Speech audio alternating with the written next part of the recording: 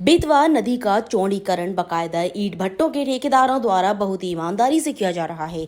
स्थानीय प्रशासन को कोई खेल खबर ही नहीं। स्थानीय लोगों का रास्ता ईंटों की ट्रॉलियां द्वारा हो रहा खराब। दबंगई के दम पर ईंटों की हो रही बड़े पैमाने पर सप्लाई।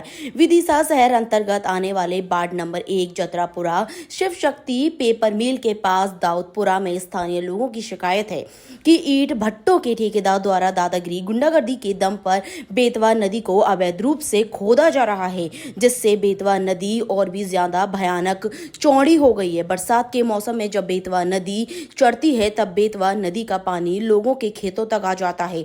बेतवा नदी का घाट पूरी तरह से मिटा दिया गया है।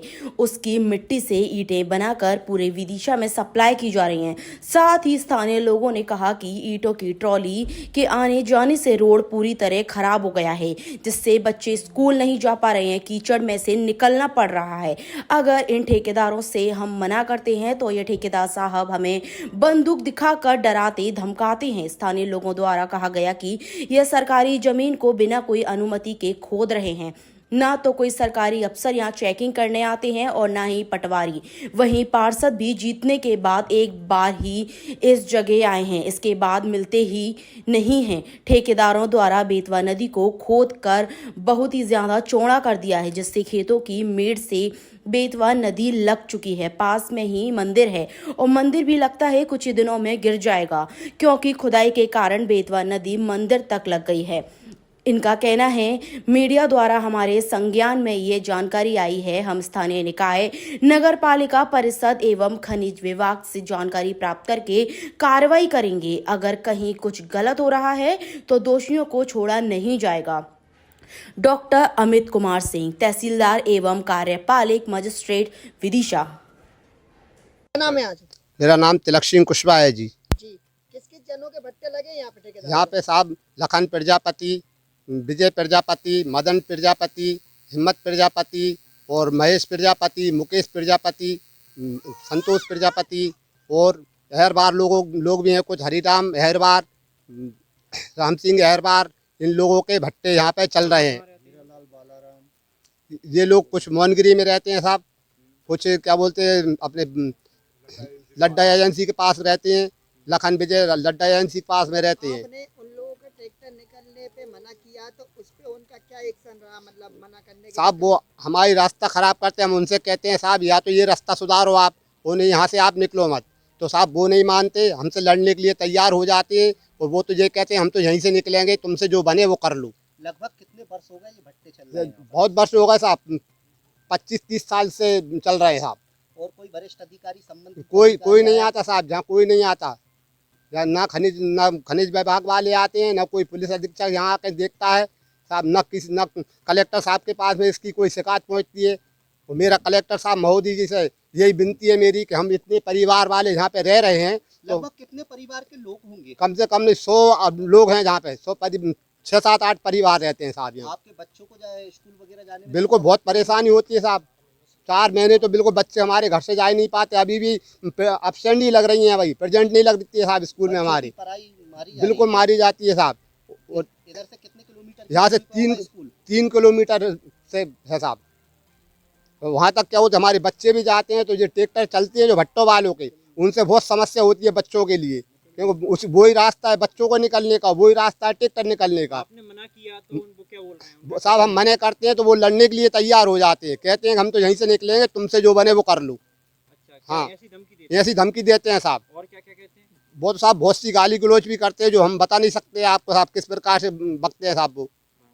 हमारी तो यही विनम्र निवेदन है कलेक्टर साहब से कि इस बात पर साहब रोक लगाई जाए, इस पर ध्यान दिया जाए, थोड़ा सा इस पर कार्रवाई की जाए साहब। हमारे बच्चे और हम लोग हम कहाँ से लड़ेंगे साहब? बच्चे पाले को उन लोगों से लड़ेंगे, हम रास्ते के कारण कैसे लड़ेंगे साहब?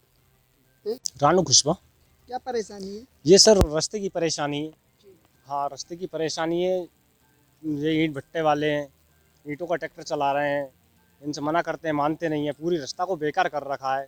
और आप देख सकते हैं ये मंदिर बनवाया था, हम लोगों ने मिलकर ही बनवाया था। यहाँ पे हमारे पापा जी जो शांत उन्होंने बनवाया था।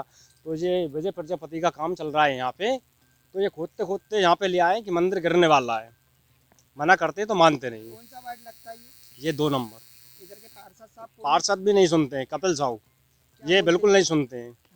बोलते हैं पहले बोला था उन्होंने रास्ता बनवाएंगे, रास्ता करवाएंगे, लेकिन बिल्कुल कोई अभी तक कुछ हुआ ही नहीं। कोई प्रशासन बिल्कुल ध्यान नहीं देता हम लोगों पे। हमारे छोटे छोटे बच्चे हैं, रास्ता बहुत बेकार है, बच्चे अभी तक स्कूल नहीं जा पा रहे हैं पढ़ने के लिए। कितने दिनों से स्कूल नहीं गए बच्चे? बच्चे सर उन्होंने स्कूल का मुँह ही नहीं देखा जब से स्कूल खुले। क्योंकि अभी बारिश भी खत्म हुई है और बारिश के अलावा ये लोग मचाते रहते हैं रास्ता को सही होने ही नहीं आप देते। लोगों ने सही करने की कहा था रास्ता, फिर क्या हुआ? सर वो तो लड़ने को तैयार रहते हैं, विवाद तैयार है बिल्कुल, क्योंकि वो पैसा ज़्यादा है साहब। ये ज़मीन खोद के खा रहे हैं, भट्टे लग रहे हैं उनके। एक जने के पास ही 2-2 3-3 ट्रैक्टर चल रहा है साहब। हम तो गरीब आदमी हैं, हम कैसे लड़ पाएंगे उनसे? बच्चे किसके हैं? भट्टे ये विजय प्रजापति है, आगे लखन प्रजापति है, हिम्मत प्रजापति, प्रभु दयाल, बालाराम, महेश प्रजापति, मुकेश प्रजापति, ये हीरालाल जी, गुड्डू प्रजापति, टन्नू प्रजापति, ये सारे लोगों के और एकजुट होके आते हैं साहब। ये जब इतने जने एकजुट होके आएंगे तो हम इनको क्या करेंगे, कैसे लड़ेंगे साहब? लगभग आप लोगों को कितने ग्राम के लोग होंगे?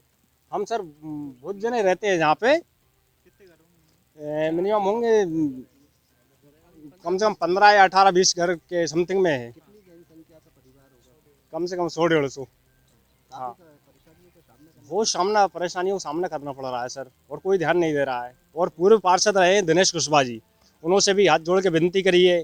टंडन जी भी बोलते हैं कि मैं ये पुलिया डलवा दूंगा, लेकिन कभी देखने ही नहीं आते। डलवाने का तो विधायक बात ही जी दूर से है। कहा था, विधायक जी क्या बोल रहे थे? बिल्कुल कहा था विधायक जी से हमने। क्या कह रहे थे? विधायक जी ने बोला कि मैं बोलता हूँ दिनेश जब थे पार्षद जी से कि मैं पुलिया डलवाता हूँ, लेकिन ना आज तक दिनेश आए ना विधायक जी आए। यहाँ पे जो वर्तमान पार्षद और जब है एक दो बार टंडन जी के पास गए भी है ना, तो कहते हैं बैठो पार्षद है कपिल साहू जी। चुनाव के समय में आपके पास आए थे, उसके बाद आपके पास कितनी बार आए वो? एक बार भी नहीं आया सर। और वो तो जब उनसे हम मिलने जाते हैं ना तो घर में से ही नहीं निकलते हैं। क्या बोलते हैं, कोई नहीं है घर पे? घर पे कोई नहीं है। और पार्षद कपिल साहू जिनको कहते हैं, घर में से ही नहीं निकलते, बात ही नहीं करते। हाँ, मिलने जाओ तो उनके पापा जी अपने कपिल साहू की कसम खा के कहते हैं कि ये पुलिया मैं हार भी जाऊंगा तो भी मैं अपने बच्चे की कसम खा के कहता हूँ मैं अपनी जेब से डलवाऊंगा। और जीतने के बाद बस कुछ नहीं, आज तक दर्शन ही नहीं होते उनके, बस आने जाने में कर लो तो कर लो। सर अभी जसरापुरा का जो एक मामला है जिसमें रोड बहुत ज़्यादा खराब है और ईंट की ज़्यादातर वहाँ से ईंट बन रही है और जो वहाँ बैतवा नदी है उसको भी खोदा जा रहा है ज़्यादातर, तो उसके सर आपके क्या संज्ञान में ये बात आई है? आपके द्वारा ये बात मेरे संज्ञान में लाई गई है और इसका परीक्षण करवाकर जो भी नियमानुसार कार्रवाई होगी वो की जाएगी। जी सर, काफ़ी बच्चे भी परेशान हो गए, काफ़ी देर ट्रैक्टर ट्राली वहाँ पे 50 ट्रैक्टर ट्राली रोज सप्लाई होने से। क्या वहाँ की कोई अभी तक की अनुमति है क्या किसी के पास? चूँकि ये मामला आज ही मेरे संज्ञान में आया है तो मैं स्थानीय निकाय नगरपालिका से और खनिज विभाग से इस संबंध में जानकारी प्राप्त करूँगा कि उनके द्वारा क्या कोई इस प्रकार की अनुमति जारी की गई है और यदि बिना अनुमति के ये कार्य संचालित किए जा रहे हैं तो इन पर रोक लगाई जाएगी।